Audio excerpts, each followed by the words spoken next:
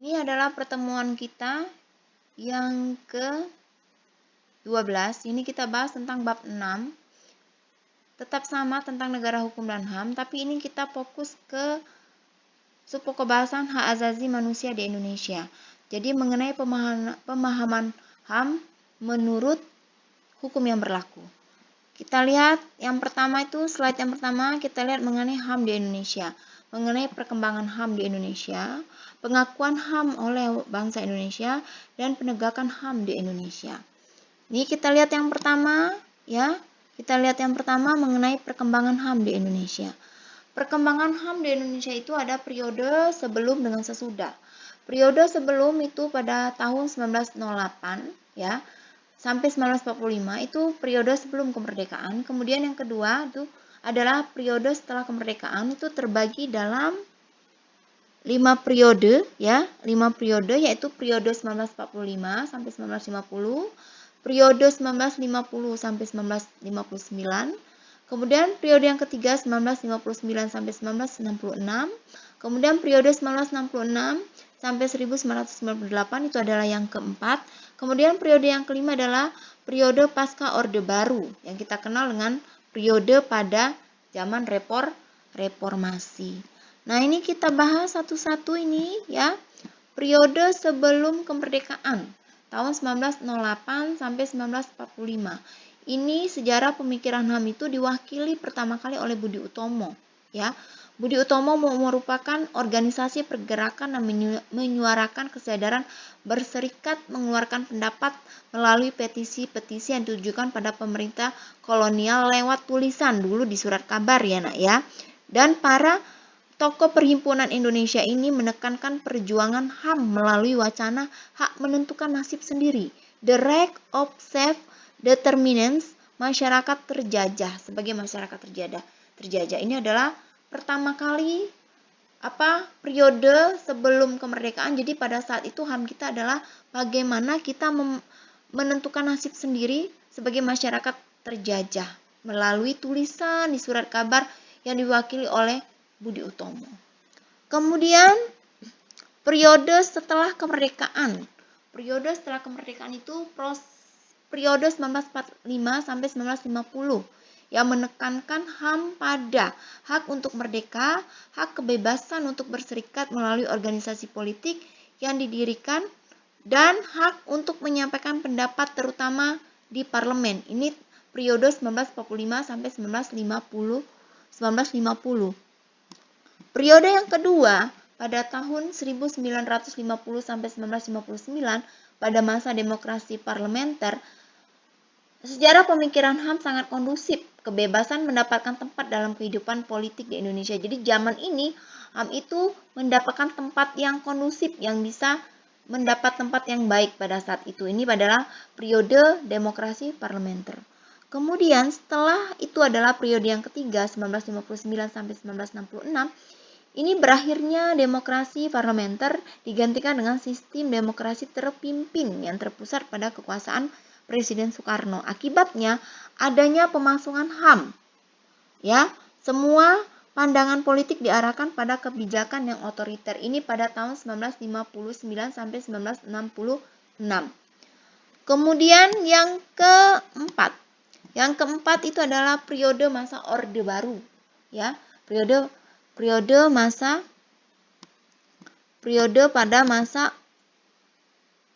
pada Orde Baru, yaitu periode yang keempat, yaitu periode 1966 sampai 1998, di mana Orde Baru menorehkan sejarah hitam terhadap pelanggaran HAM.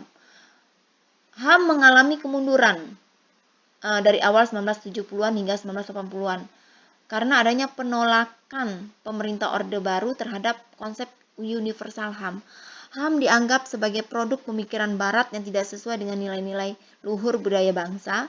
Bangsa Indonesia telah lebih dulu mengenal HAM dan tertuang dalam Undang-Undang Dasar 1945 dibandingkan dengan Deklarasi Universal HAM, dan isu HAM seringkali digunakan oleh negara barat untuk memojokkan negara berkembang seperti di Indonesia. Jadi pada masa ini, ya, pemikiran HAM itu dianggap sebagai produk barat yang tidak sesuai.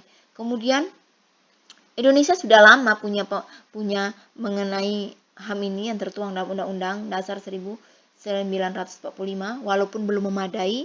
Kemudian negara-negara barat sering menjadikan negara-negara berkembang itu sebagai memojokkan dalam pelaksanaan HAM-nya. Ini pada Orde 1966 sampai 1998. Kemudian Orde yang terakhir itu adalah periode pasca Orde Baru yang disebut dengan reformasi. Pada tahun 1998 merupakan era paling penting dalam sejarah HAM di Indonesia. Berakhirnya kekuasaan Orde Baru menandai berakhirnya rezim militer di Indonesia dan datangnya era baru demokrasi dengan HAM setelah lebih dari 30 tahun dipasung. Nah, di tahun 1998 ini HAM itu ya, pada awalnya pasal-pasal HAM itu tidak memadai di dalam konstitusi. Di pasal 28 akhirnya di era reformasi 1998 pasal HAM itu tertuang dengan sangat jelas dan lebih memadai lagi di konstitusi di Indonesia di Undang-Undang Dasar 1945 di pasal 28, di mana itu dibuatlah pasal 28A sampai 28I yang menandai adanya HAM di dalam konstitusi dengan lebih memadai lagi sebagai bentuk negara hukum. Kemudian sekarang itu tadi yang mengenai perkembangan HAM. Begitu. Kemudian ini adalah pengakuan HAM oleh bangsa Indonesia.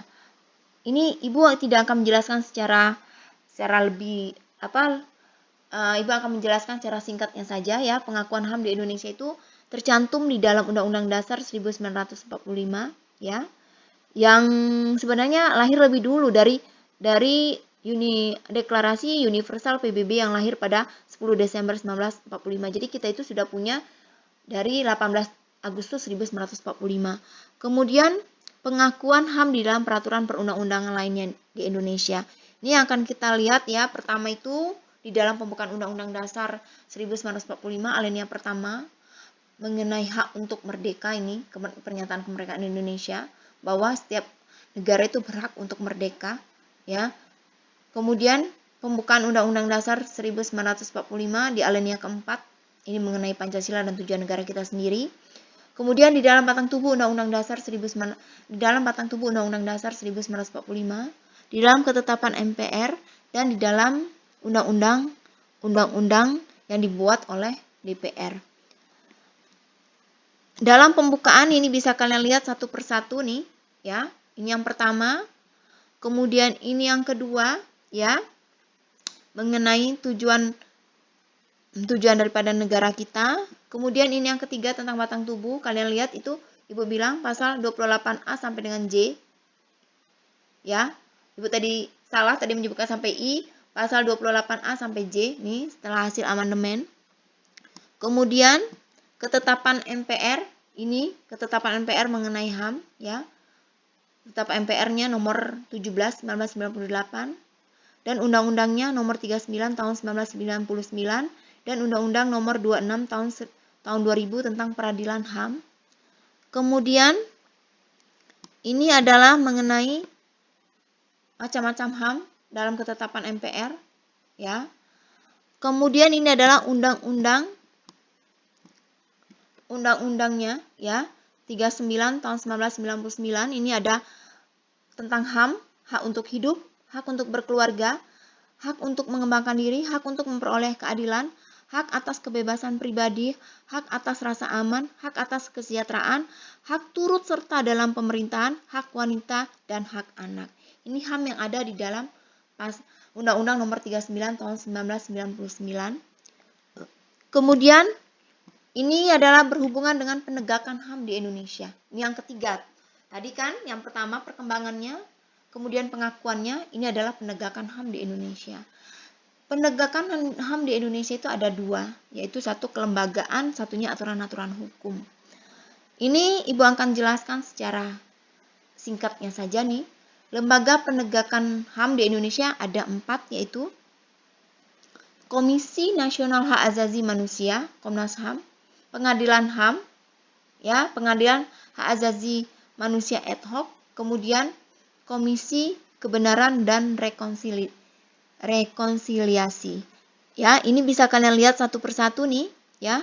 Ini Komisi HAM yang dibuat pada tanggal 7 Juni 1993 berdasarkan Kepres nomor 5 tahun 1993. Kemudian kalian bisa lihat juga ini tujuan dari kepada Komnas HAM, ya. Komnas HAM tidak berhak untuk menindak pelanggar HAM, tapi hanya untuk meningkatkan perlindungan terhadap penegakan HAM. Kemudian fungsi Komnas HAM ini kalian bisa lihat nih, penelitian, penyuluhan, pemantauan, dan investigasi serta mediasi terhadap persoalan HAM. Kemudian kalian bisa lihat pengadilan HAM. Pengadilan HAM itu ada sesuai dengan Undang-Undang Nomor 26 Tahun 2000 tentang Pengadilan HAM. Ya, ini khususnya HAM berat, ya. HAM berat yaitu genosida dengan kemanusiaan. Kemudian yang ketiga, Pengadilan HAM ad hoc. Kalau ini atas usul dari DPR, kalau misalnya ada perkara pelanggaran HAM berat yang terjadi sebelum Undang-Undang Nomor 26 Tahun 2000 diundangkan. Jadi ini untuk pengadilan HAM yang kalau ada pelanggaran HAM yang terjadi sebelum adanya Undang-Undang Nomor 26 Tahun 2000. Kemudian Komisi Rekonsiliasi ini adalah penyelesaian pelanggaran HAM berat yang dilakukan di luar pengadilan HAM, yaitu melalui Komisi Kebenaran dan Rekonsiliasi yang dibentuk berdasarkan undang-undang. Ini kalau ada pelanggaran HAM berat. HAM berat tadi kata Ibu tadi yaitu mengenai pelanggaran HAM genosida dengan pelanggaran HAM kemanusiaan, ya. Ini yang disebut dengan pelanggaran HAM berat. Kemudian penegakan HAM ini, ya. Penegakan HAM dan perlindungan tidak hanya dilakukan oleh lembaga dan dibentuk oleh negara, masyarakat juga dapat berpartisipasi dalam rangka penegakan HAM dan dengan membentuk lembaga swadaya masyarakat. Inilah yang dapat Ibu jelaskan mengenai HAM di Indonesia. Mulai dari yang katanya tadi Ibu bilang tadi mengenai perkembangannya, pengakuannya, dan penegakannya. Sampai di sini Ibu ucapkan terima kasih atas perhatian kalian. Kalau ada pertanyaan, Ibu persilakan.